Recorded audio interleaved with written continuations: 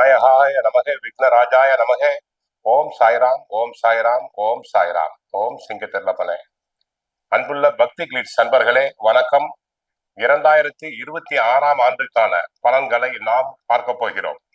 2026 ஆண்டு மார்கழி 17ஆம் தேதி, அதாவது வியாழக்கிழமை அன்று பிறக்கிறது. புது வருட பிறப்பன்று பிரதோஷ நாள், மிகவும் விசேஷமான நாள். புது வருடம் ரோகிணி நட்சத்திரத்தில் பிறக்கிறது. தனுசு ராசி அன்பர்களே வணக்கம். தனுசு ராசினருக்கு 70 மதிப்பெண்கள் தரப்படுகிறது. தற்சமயம் குரு பகவான் சாதகமாக இருக்கிறார். ராகு சாதகம், கேது சாதகம். சனி அர்த்தாஷ்டம சனியாக இருக்கிறார், 4ல் இருக்கிறார். ஆக குடும்பத்தை பொறுத்தவரை தங்களுக்கு ஜனவரி பிப்ரவரி மாதம் தங்களின் ராசியிலேயே 2 அக்னி கிரகங்கள் சூரியன் செவ்வாய் இணைந்து உள்ளனர்.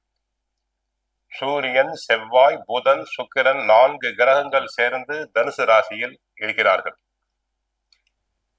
சூரியன் செவ்வாய் 2 அக்னி கிரகங்களும் சேர்ந்து இருப்பதால் கணவன் மனைவி இடையே வீண் பிரச்சனைகள் வரும், கருத்து வேறுபாடுகள் வரும். பேச்சில் கவனம் தேவை. சூடாக பேசுதல் கூடாது. கருத்து வேறுபாடுகள் வருவதால் மன அமைதி பாதிக்கும்.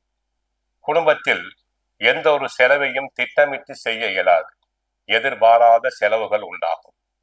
குழந்தைகளுக்கு அடிக்கடி நோய் வரும், செலவு செய்ய வேண்டியிருக்கும். உடல் ஆரோக்கியத்தில் தாங்கள் கவனமாக இருத்தல் வேண்டும். ஏனென்றால் 4ஆம் இடத்தில் சனி இருக்கிறார். அந்த சனி பகவான் 10ஆம் பார்வையாக தனுசு ராசியை பார்க்கிறார். அடிக்கடி உடல் நலனில் ஏதாவது கோளாறு வந்து கொண்டே இருக்கும். வீட்டில் உள்ள பெரியோர்களுக்கு மூத்தோர்களுக்கு அடிக்கடி நோய் வரலாம், கவனமாக இருங்கள்.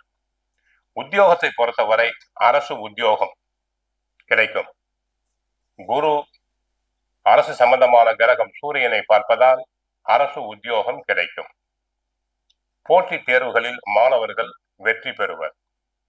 தொழில் வியாபாரிகள் தொழில்துறை பொறுத்தவரையும் வியாபாரத்துறை பொறுத்தவரையும் சற்று கவனம் தேவை. தொழிலாளர்களுக்குள் பார்ட்னர்களுக்குள் எந்த விதமான பிரச்சனை வராமல் அட்ஜஸ்ட்மெண்ட் செய்தல் வேண்டும்.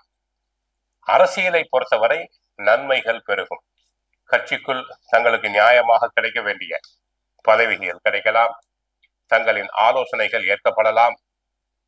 ஏதாவது ஒரு வகையில் பண வரவுகள் உண்டாகும். மக்களிடையே புகழ் செல்வாக்கு பெருகும். கலைத்துறை அன்பர்களுக்கு நன்மைகள் பெருகும்.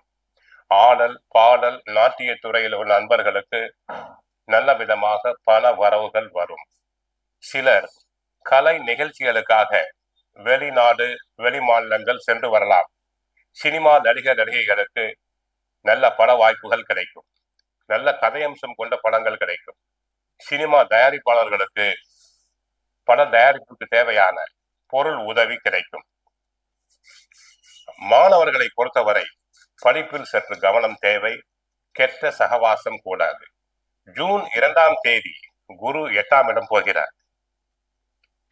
ஆனால் அவர் அஷ்டமஸ்தானத்துக்கு சென்றால் கூட சனி பகவானை பார்வையிடுவதால் ஓரளவு நன்மைகள் தான் நடைபெறும்.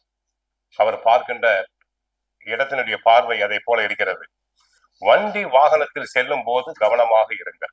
வேகமாக செல்லுதல் கூடாது. கோவிலுக்கு சென்றால் குரு தட்சிணாமூர்த்தியை வழிபடுங்கள். பாபா கோவிலுக்கு சென்று பாபாவை வழிபடுங்கள். வாழ்க வளமுடன்.